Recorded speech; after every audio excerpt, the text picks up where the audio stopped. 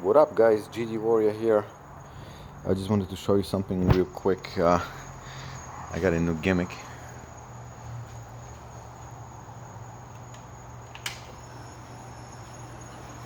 Oh yeah, look at that.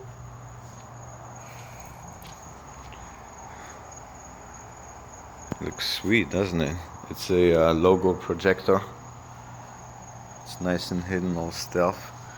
What I basically did is I drilled a hole inside the, I don't know if you can see this or not, right there.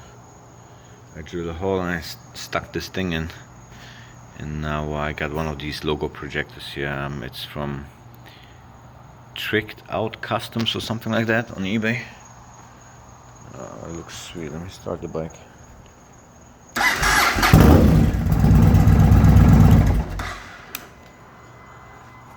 Now you can see how it looks like with the lights on and everything.